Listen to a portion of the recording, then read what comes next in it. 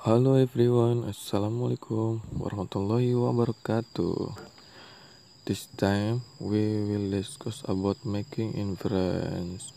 What is inference? Making inference atau bisa disebut membuat kesimpulan dari sebuah teks. Kira-kira bagaimana ya caranya? Making inference. Jadi begini nih. The meaning of inference. Inference in an idea or constellation drawn from education and reason. The benefit of making inference or constellation is that readers can find out about the meaning and purpose of the text. So, maksudnya adalah inference adalah suatu gagasan, ide atau kesimpulan yang diambil dari bukti dan alasan. Manfaat dari membuat inference atau kesimpulan adalah agar pembaca dapat menemukan tentang makna dan tujuan dari teks tersebut. Wow. The answer to making constellation from the text is not directly written in the text, but we must be able to make constellation or possible constellation beside on information or facts in the tech industry, because usually the meaning of the constellation is implied in the text. Jadi maksudnya adalah jawaban untuk membuat kesimpulan dari teks tersebut tidaklah langsung tertulis dalam teks tersebut, melainkan kita harus bisa membuat kesimpulan atau kemungkinan kesimpulan yang berdasarkan informasi atau fakta dalam teks tersebut secara tidak langsung, karena biasanya kesimpulan tersebut maknanya tersirat dalam teks tersebut. Inference question may be decided in a number of ways. Many of these questions contain some form of the word implied, inferred, likely, or probably. Nah, apa ya maksudnya? Jadi, pertanyaan inferensi dapat diutarakan dalam beberapa cara. Banyak dari pertanyaan-pertanyaan ini mengandung kata-kata tersirat, disimpulkan, kemungkinan, atau mungkin. Adapun untuk contoh yang pertama nih, which of the following can be inferred from the passage? Yang maksudnya, manakah dari berikut ini yang dapat disimpulkan dari bacaan tersebut? For the second example, it can be inferred from the passage that, yang artinya dari bacaan tersebut dapat disimpulkan bahwa, nah biasanya ada terusannya tuh, itu yang dicari sama kita. So, for the next we will discuss about strategy making inference.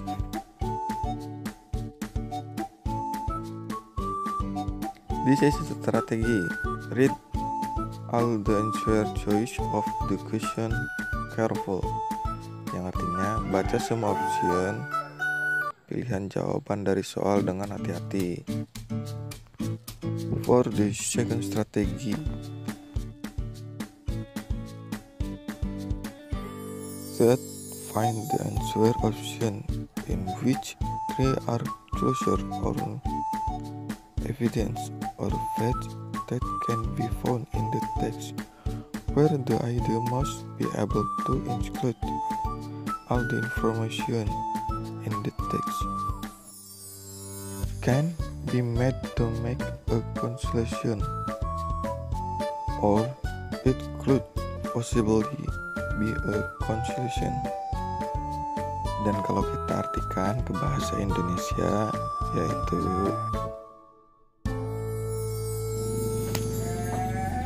kemudian temukan option jawaban yang di dalamnya terdapat clue atau bukti atau fakta yang biasa ditemukan dalam teks, di mana ide tersebut harus mencakup semua informasi yang ada dalam teks, yang dimana ide tersebut harusnya bisa mencakup semua informasi yang ada dalam teks, yang bisa dibuat menjadi kesimpulan atau bisa kemungkinan atau menjadi atau kesimpulan.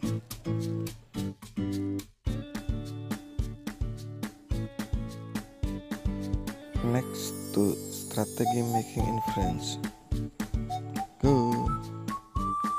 Number 3, eliminate wrong answer atau eliminasi jawaban yang salah. So, kita harus mencari jawaban yang salah dulu gitu.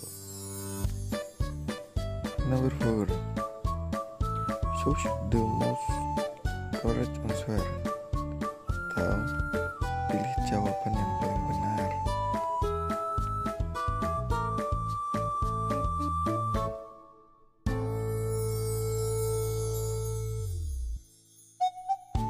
Alfred Reinhard Nobel, a Swedish physicist, invented dynamite as a young man. Nobel experimented with nitrogen syringe in his father's factory. He hoped to make this dangerous substance into a safe and useful explosive, but accident occurred when it was put on the market.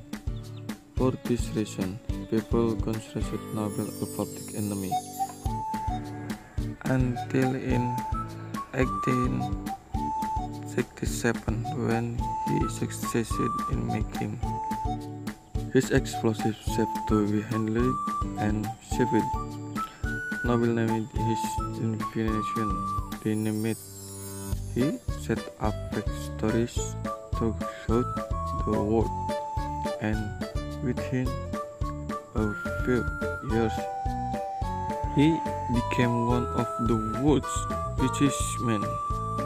Later, he added the fact that dynamite could be used in the war. Invented it for peace, but it used so much death and injury.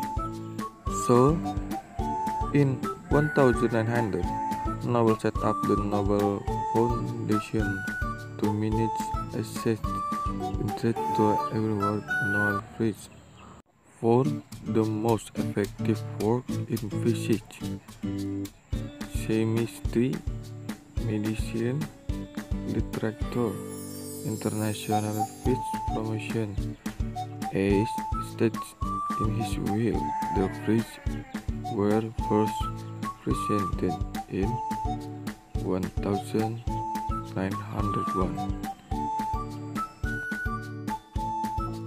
500 after Alfred Nobel's death, adapted from the World Book Encyclopedia, volume 14:1.